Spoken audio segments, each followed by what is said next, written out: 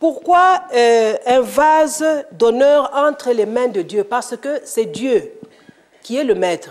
C'est Dieu qui fait les choses. Ce n'est pas par nous-mêmes. Nous obéissons à Dieu, nous restons soumis à Dieu. Et pour illustrer un peu ça, j'ai pris une histoire. Une histoire dans la Bible, une histoire que vous connaissez sûrement, c'est l'histoire de la Samaritaine. Et c'est dans Jean 4. On peut lire dans Jean 4. On part à partir du verset 5. Il arriva dans une ville de Samarie nommée Sichar, près du champ de Jacob, avait donné à Joseph son fils. Là se trouvait le puits de Jacob. Jésus, fatigué du voyage, était assis au bord du puits. C'était environ la 6e heure. Une femme de Samarie vint puiser de l'eau. Jésus lui dit, « Donne-moi à boire. » Car ses disciples étaient allés à la ville pour acheter des vivres. La femme samaritaine lui dit, « Comment toi qui es juif, me demandes-tu à boire à moi qui suis une femme samaritaine? » Les Juifs, en effet, n'ont pas de relation avec les Samaritains. Jésus lui répondit, « Si tu connaissais le don de Dieu, et qui est celui qui te dit, donne-moi à boire, tu lui aurais toi-même demandé à boire, et il t'aurait donné de l'eau vive. » Seigneur, lui dit la femme, « Tu n'as rien pour puiser, et le puits est profond, d'où aurais-tu donc cette eau vive? Es-tu plus grand que notre père Jacob, qui nous a donné ce puits et qui a bu lui-même, ainsi que ses fils et ses troupeaux? » Jésus lui répondit, « Quiconque boit de cette eau aura encore soif, mais celui qui boira de l'eau que je lui donnerai n'aura jamais soif, et l'eau que je lui donnerai deviendra en lui une source d'eau qui jaillira jusque dans la vie éternelle. » La femme lui dit, « Seigneur, donne-moi cette eau afin que je n'ai plus soif et que je ne vienne plus puiser ici. » « Va, lui dit Jésus, appelle ton mari et viens ici. » La femme répondit, « Je n'ai point de mari. » Jésus lui dit, tu as eu raison de dire, « Je n'ai point de mari, car tu as eu 5 maris, et celui que tu as maintenant n'est pas ton mari. À cela tu dis vrai. » « Seigneur, lui dit la femme, je vois que tu es prophète. Nos pères ont adoré sur cette montagne, et vous dites-vous que le lieu où il faut adorer est à Jérusalem. Femme, lui répondit Jésus, crois-moi, l'heure vient où ce ne sera ni sur cette montagne, ni à Jérusalem que vous adorerez le Père. Vous adorez ce que vous ne connaissez pas. Nous adorons ce que nous connaissons, car le salut vient des Juifs. Mais l'heure vient, et elle est déjà venue, où les vrais adorateurs adoreront le Père en esprit et en vérité, car ce sont là les adorateurs que le Père demande. Dieu est esprit, et il faut que ceux qui l'adorent en esprit et en vérité. La femme lui dit, « Je sais que le Messie doit venir, celui qu'on appelle Christ. Quand il sera venu, il nous annoncera toutes ces choses. » Jésus lui dit, « Je le suis, moi qui te parle. » C'est une femme. Quand on lit l'histoire, c'est une femme qui a un passé fort chargé. Elle a un passé très lourd. Elle a eu 5 maris, et même celui qu'elle a n'est même pas son mari. Et 6 hommes, 5 maris dans la vie d'une femme, c'est quand même un peu beaucoup. Voilà. Mais Jésus peut changer ça.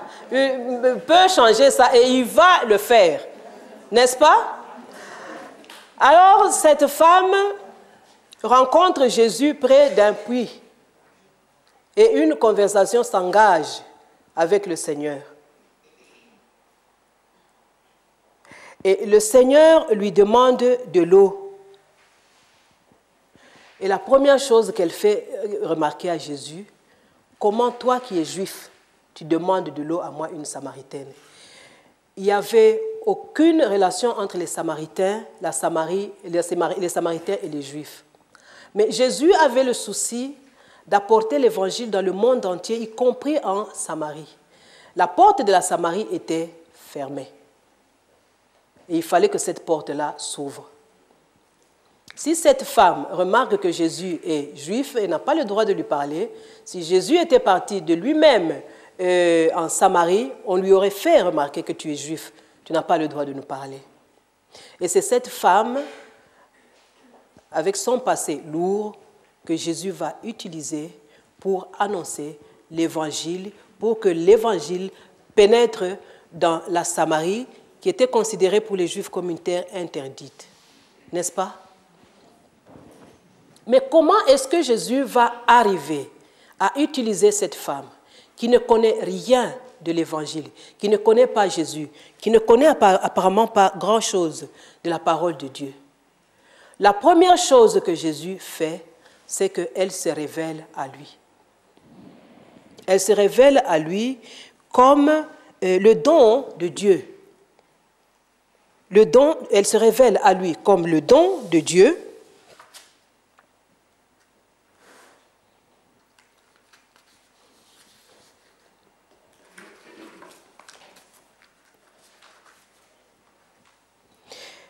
Jésus se révèle à cette femme comme étant d'abord le don de Dieu, et puis il met le doigt sur sa vie, pas pour la condamner, mais pour pouvoir la transformer.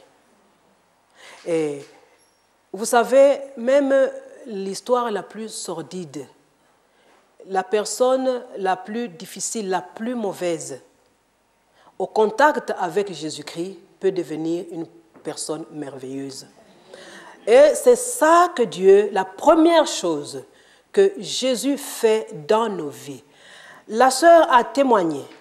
C'est à partir du moment qu'elle a compris le message de l'évangile, qu'elle a ouvert son cœur, que Jésus est entré dans son cœur, que Jésus-Christ a pu la transformer. La première chose que Jésus fait dans une vie, il vous touche, il vous transforme. Amen. Et cette femme a été transformée et ça s'est fait en un clin d'œil. Pour certaines personnes, pour qu'ils arrivent à comprendre, ça prend des jours, ça prend des années, il faut leur expliquer, il faut les appeler, il faut les inviter, il faut parfois même les supplier. Mais elle, on n'a pas eu à la supplier. Elle a entendu, elle a cru et Jésus-Christ est venu dans sa vie. Et c'est cette femme que Jésus utilise comme une clé, un instrument. Parce que les vases d'honneur, Jésus les utilise comme des instruments. C'est des choses, nous devenons des choses entre les mains de Dieu. Cette femme est devenue aussi une chose, mais une chose précieuse, un instrument précieux pour que l'évangile puisse pénétrer dans Samarie. Jésus a besoin de femmes comme ça. Il a besoin de femmes qu'il a déjà transformées, parce que je crois qu'il nous a déjà transformés. Mais maintenant, cette femme aussi, elle s'est rendue disponible. Elle pouvait bien dire, je l'ai reçu pour moi, ça suffit. Mais qu'est-ce qu'elle a fait? Elle se débarrasse de sa cruche, elle court, elle va dans sa ville dire, voilà, j'ai rencontré le Messie. Cette femme qu'on connaissait avec un passé, une mauvaise histoire, elle est allée, elle a raconté l'histoire de Jésus-Christ et elle a appelé plusieurs au salut. C'est pourquoi Dieu nous a choisis. Quand nous avons parlé du vase d'honneur, Dieu nous a choisis. Pourquoi il nous a choisis? Parce qu'il a besoin de nous. Il a besoin de se servir de nous comme des instruments pour que plusieurs viennent au salut.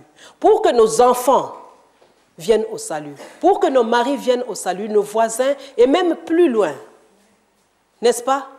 Nous devons être des instruments que Dieu utilise, des instruments entre les mains de Dieu. Il y a une chose importante que cette femme demande à Jésus-Christ, et une chose qui est importante dans la vie d'une femme qui veut devenir un vase d'honneur. Il demande à Jésus-Christ, où est-ce qu'on doit adorer? C'est important. Où est-ce qu'on doit adorer? Où est-ce qu'on doit rencontrer Dieu? Ce n'est pas dans une religion, ce n'est pas dans une assemblée, ce n'est pas c'est dans le cœur. La rencontre avec Dieu, c'est dans le cœur. La femme d'honneur est une femme qui a fait de la place pour Jésus-Christ dans son cœur. Amen. Dieu est esprit et il faut ceux qui l'adorent l'adorent en esprit et en vérité. Amen. Nous ne voyons pas Dieu, mais dans notre cœur, nous pouvons le voir. Dans notre cœur, nous pouvons l'entendre nous parler. Dans notre cœur, nous pouvons l'entendre nous donner des directives pour l'avancement de son royaume. La relation avec Dieu se base sur une vie de prière. Une femme d'honneur, une femme qui sert Dieu, d'une manière ou d'une autre dans une église, ne peut progresser que dans la mesure où il y a une vie de prière, une vie de méditation de la parole. C'est dans ces moments-là que Dieu se révèle. C'est dans ce moment-là que Dieu donne des ordres, que Dieu donne des directives. C'est en ce moment-là que Dieu se manifeste. Amen. Sans vie de prière, il n'y a pas de service possible. Amen. Non seulement Dieu nous touche, hein, on était à l'état brut, on était pécheurs, on rencontre Dieu, on change de camp, on change de main, parce que quand nous étions pécheurs, nous étions entre les mains du diable, et quand maintenant nous sommes convertis, nous sommes entre les mains de Dieu, donc prêts à l'emploi pour Dieu, mais il faut une vie de prière.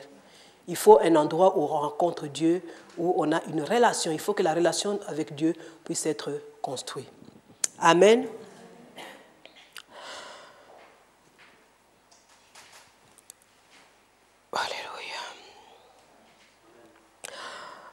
Alléluia. Une femme, un vase d'honneur, c'est aussi un vase qui passe par le brisement. Vous savez, non seulement nous avons la rencontre avec Dieu, c'est que Dieu dépose sa vie en nous. Dieu dépose son esprit en nous. Dieu nous bénit, dépose plusieurs choses, des talents en nous pour être utilisés.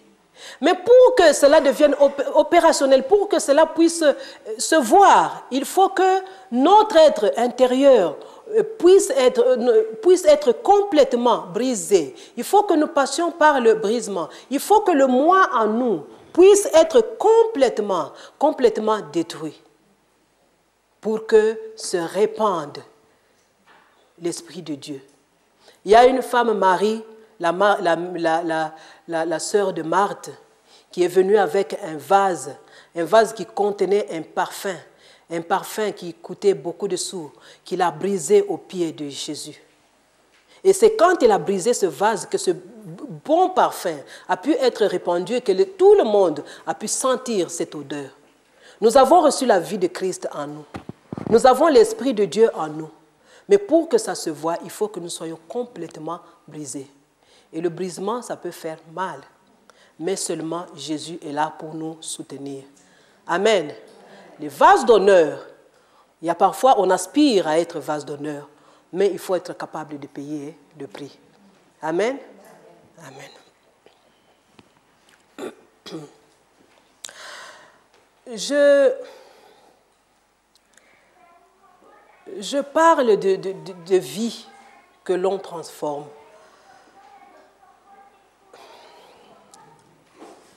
Moi aussi, je suis passée par là. Il fut un moment où j'ai rencontré le Seigneur. Je viens d'une famille catholique, où c'est notre maman qui tenait un peu qui dirigeait un peu les choses. C'était une catholique pure et dure. Mais alors, quand je vous dis pure et dure, je pèse mes mots. Et ma maman était une femme très intelligente. Il fallait faire plus qu'elle. Il fallait être à la hauteur. Et les premiers qui ont souffert, c'est nous les enfants.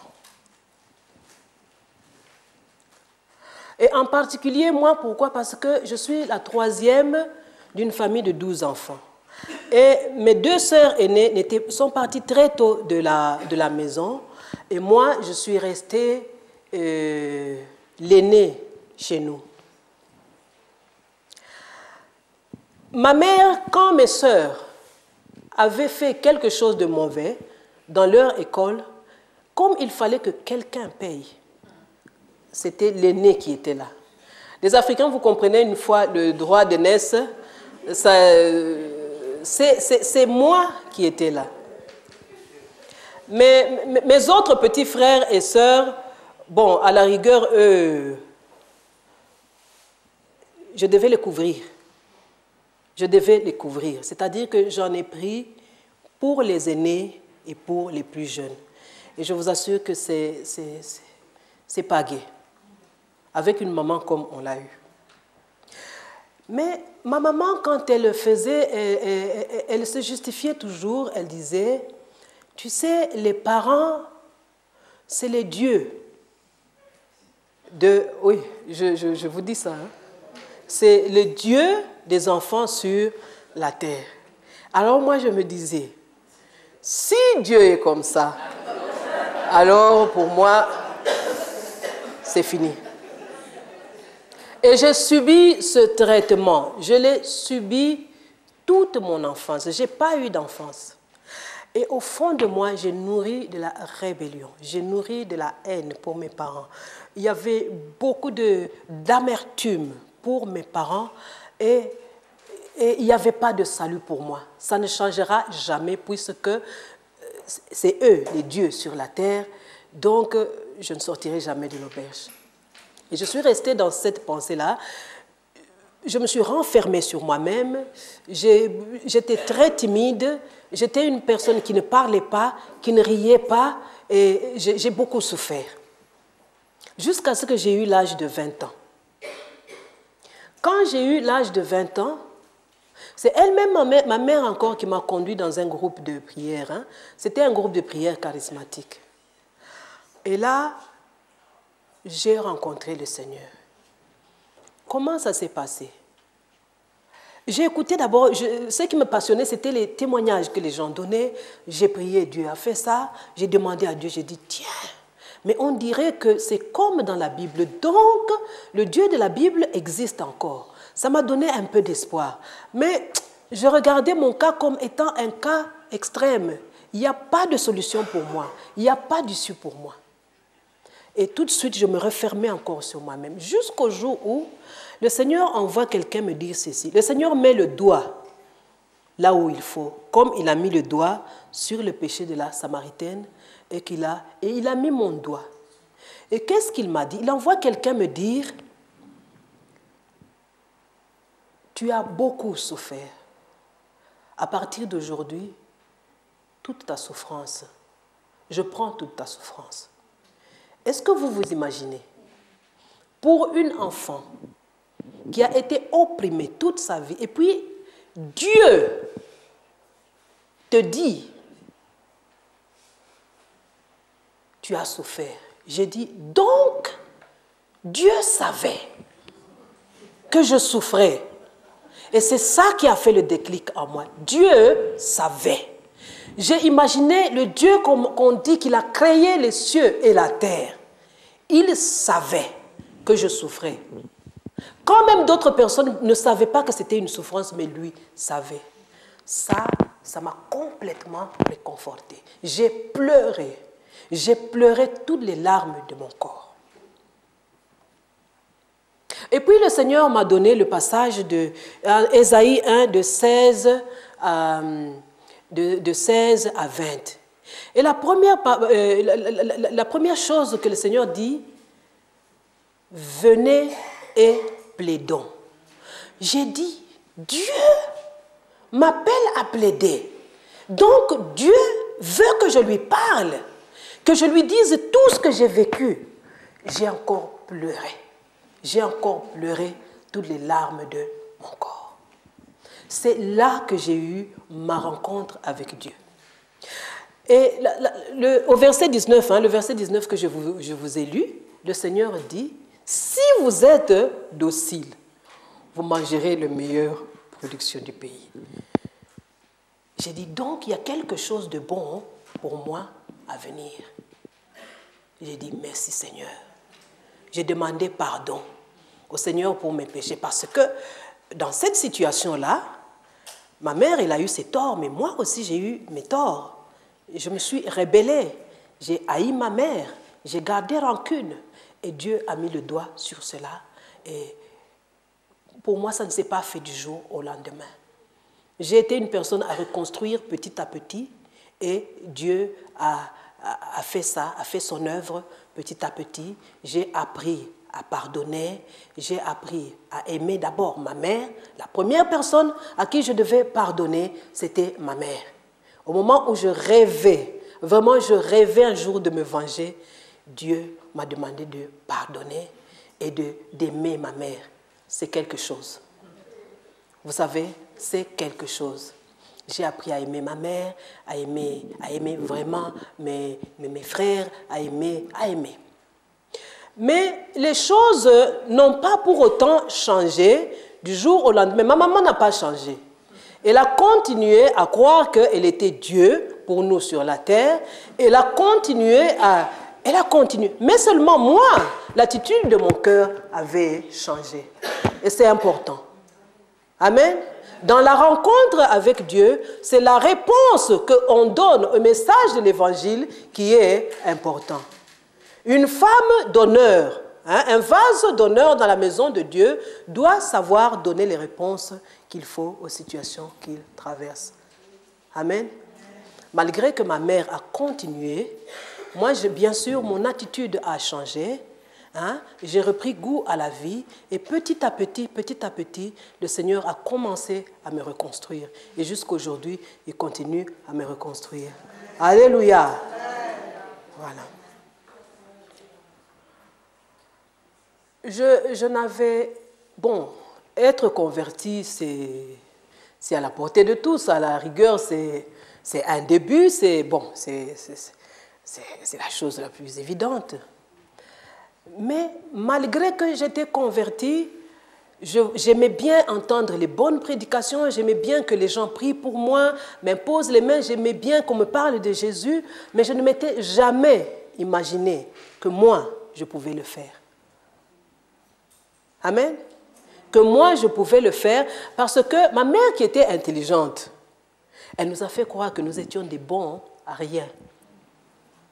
Et quand on te répète ça, vous avez des enfants. Il y a ici des parents qui ont des enfants à bas âge. Attention à ce que vous leur dites. Tu comprends?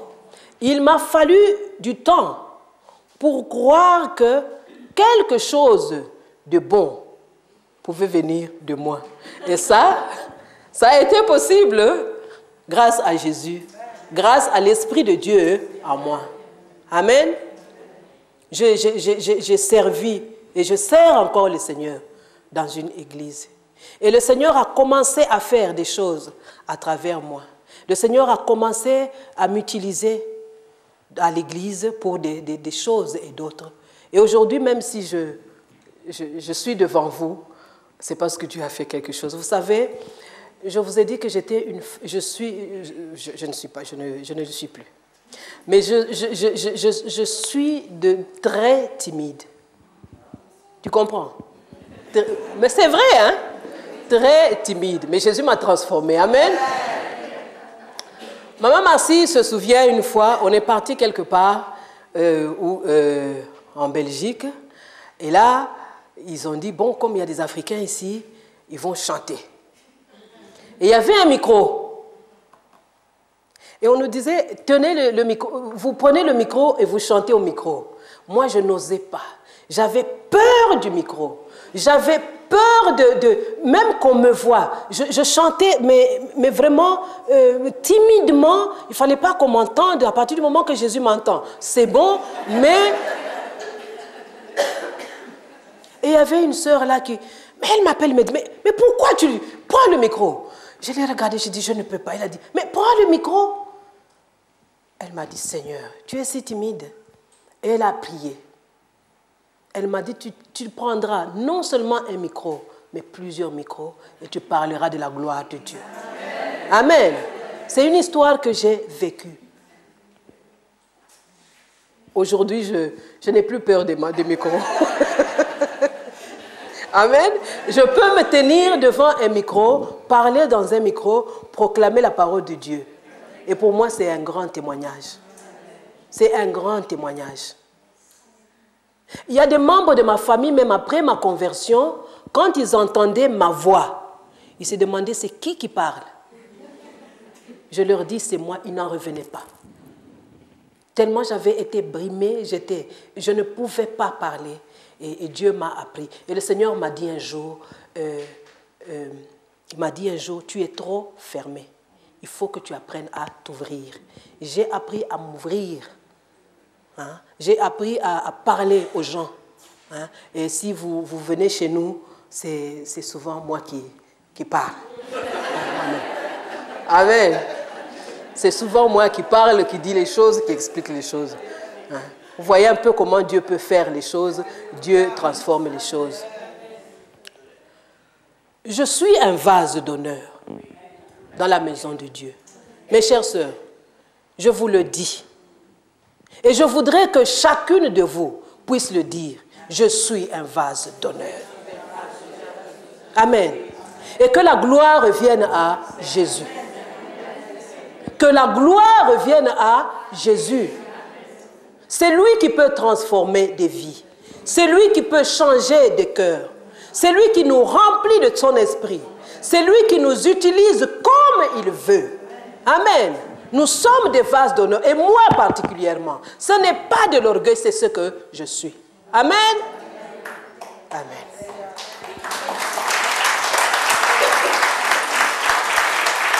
Lydie, pouvez-vous vous présenter? Je suis Lydie Poreba et je fais partie de l'église franco-polonaise à Tourcoing, rue du Commandant Drian. Alors pouvez-vous nous dire pourquoi vous venez au rassemblement des Déborah? Pourquoi je viens? C'est l'occasion de nous, les femmes, pouvoir nous rencontrer pour intercéder pour nos enfants, plusieurs générations, les mamies, les mamans, les jeunes, et tous intercéder pour ceux qui se perdent. Liberta, alors de quelle église venez-vous? La Colombe. Alors la Colombe, c'est un très beau nom pour une église. Est-ce que vous pouvez nous dire quel est le thème d'aujourd'hui? Les vases d'honneur dans les mains du Seigneur. Alors, est-ce que vraiment vous pouvez dire « Je suis, moi, Liberta, un vase d'honneur pour le Seigneur » Oui, je suis, moi, Liberta, un vase d'honneur dans les mains du Seigneur. Qu'est-ce que vous avez pu apprendre de nouveau concernant ce vase d'honneur aujourd'hui? On apprend toujours, on ne peut pas dire j'ai fini de comprendre, j'ai fini d'apprendre, non. On continue toujours à apprendre et à mieux comprendre ce que le Seigneur veut de nous et sa parole, qu'elle est merveilleuse, sa parole. Ça nous fait du bien toujours d'entendre la parole de Dieu et d'être nourris, hein. C'est toute notre vie. Hein. Est-ce que le fait de vous rassembler avec tant d'églises différentes, ça vous surprend? Non, je trouve que c'est très bien comme ça. On a besoin d'être en contact les uns avec les autres. Ça sera encore mieux chaque jour et chaque fois encore mieux. Vedna, de quelle église es-tu? Alors je suis de l'Assemblée de Dieu de Lille. Alors tu viens ici au rassemblement, dans quel but? Je viens pour m'investir, parce que je m'investis dans le groupe de louanges et puis parce que j'ai à cœur cette œuvre en fait parmi les femmes et dans l'intercession pour les jeunes et les enfants. Alors nous avons entendu justement ce thème, on a eu une personne un petit peu plus âgée tout à l'heure, mais est-ce que toi, en tant que jeune, tu peux déjà dire « Je suis un vase d'honneur pour Dieu » ? Oui, je peux le dire par la grâce de Dieu, parce que je lui ai donné ma vie et parce que je le sers et j'essaie de le suivre par sa grâce. Ruth, bonjour. Merci d'être avec nous. Donc, vous êtes en formation concernant l'audiovisuel de plein Zoom. Pourquoi avoir accepté cette formation ? Eh bien, mes enfants grandissent et j'avais envie de m'investir plus, malgré que je m'investis le plus que je peux dans mon église. Mais j'avais envie encore de servir le Seigneur encore plus, vu que mes enfants grandissent, j'ai plus de temps. Et je cherchais une association chrétienne et j'ai pensé à plein Zoom, vu que je suis de la Colombe et notre pasteur est caméraman. Et donc voilà, j'essaie et c'était un très bon exercice ce matin, un très bon exercice. Est-ce que vous pensez aller plus loin, filmer d'autres choses que les réunions de Déborah? Écoutez, je rentre dans plein Zoom, donc on verra où ça me mène et j'attends que le Seigneur me donne les capacités. On verra bien comment. En tout cas, on voit que vraiment le Seigneur a vraiment une parole, même pour vous, puisque le vase d'honneur dont vous me parlez, c'est vous. Quelque part, vous vous investissez. C'est ce qu'elle a dit, l'oratrice, tout à l'heure. Hein, elle nous l'a bien révélé. Je pense que vous vous êtes reconnus. Oui, c'était dur c'était très enrichissant, mais c'était dur d'être tout à fait concentrée sur le message, vu que je devais m'occuper aussi du cadrage. Mais j'étais je sentais une très bonne atmosphère. Vraiment, on sentait l'Esprit de Dieu qui était là, la bonne inspiration. Et j'étais vraiment bien. Carmen, vous êtes de quelle église? Je suis de l'église du Tabernacle, mais je vais très souvent à l'église de la Colombe. Alors vous êtes avec nous, vous êtes une ancienne, vous avez entendu le message aujourd'hui, vous l'avez pris, comment ce message pour vous, puisque vous avez déjà une expérience dans la vie? Oui, c'est comme la parole de Dieu se renouvelle chaque jour. Pour moi, j'ai été fort renouvelée de parler du vase d'honneur que nous sommes. On a effectivement ressenti la présence du Seigneur, êtes-vous d'accord? Oui, 1000 fois d'accord. Alors on voit que vous avez vraiment beaucoup de joie à transmettre. Et on a également parlé un peu de la joie aujourd'hui. Est-ce que vous pouvez nous dire d'où provient cette joie? C'est facile à dire, elle provient de la présence de Jésus dans ma vie et de son amour et sa grâce chaque jour pour moi.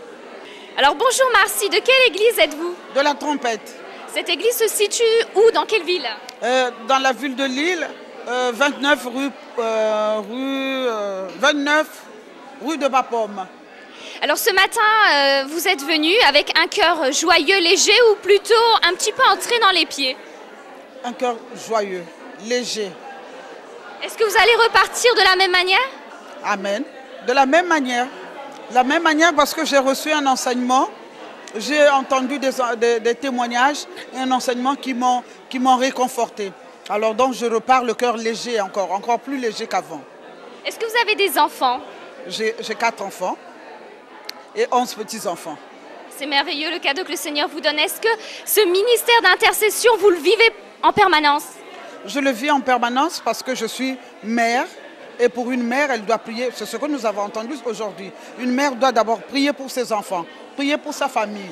Et je me dois de prier tout le temps, d'intercéder tout le temps pour ma famille, pour mes enfants, pour mes petits-enfants et pour l'Église. Ce matin, vous nous avez apporté un message fort. Il y a eu vraiment beaucoup de bénédictions. Est-ce que vous êtes d'accord? Oui, je suis d'accord. Parce que l'Esprit de Dieu était là.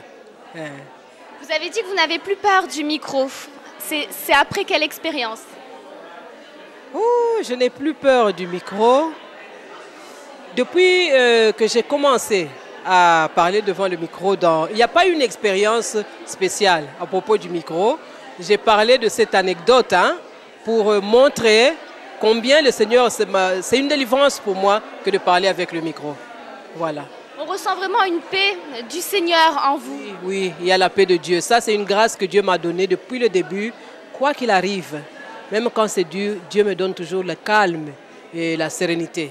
Même devant l'épreuve, le Seigneur m'a donné la grâce d'être sereine, de garder toujours mon cœur en paix. Et si vous deviez dire quelques phrases résumant tout ce que vous nous avez apporté? C'est que nous devons aspirer dans la maison de Dieu à devenir des vases d'honneur, prêts à être utilisés par le Seigneur. Et cela doit être dans le cœur de chacun de nous. Merci à tous et rendez-vous le 12 juin à la prochaine rencontre des Déborah.